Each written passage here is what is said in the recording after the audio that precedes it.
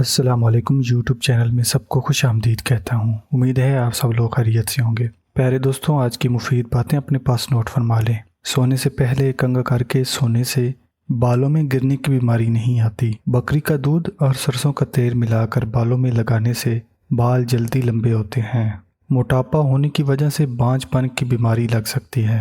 पेशाब कतरों की सूरत में आना मैदा खराब होने की निशानी है। सेब खाने से खून में हरकत पैदा होती है। पालक खाना दिल की सेहत के लिए बहुत मुफीद है।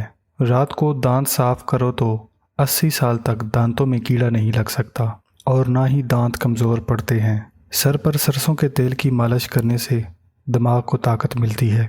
पेट में दर्द हो तो निहार मुँह दही खाएं। जो औरत अपने बालों को मजबूत बनाना चाहती है वो नहाने के बाद गीले बालों में नारियल का तेल लगाया करे।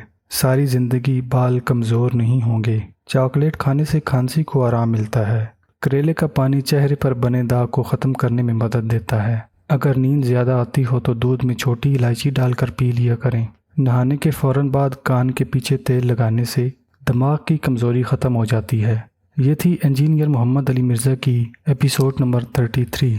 मुझे उम्मीद है कि आपने नोट फरमा ली है। मिलते हैं मज़ीद वीडियोज़ में, तब तक के लिए अल्लाह हाफ़िज़।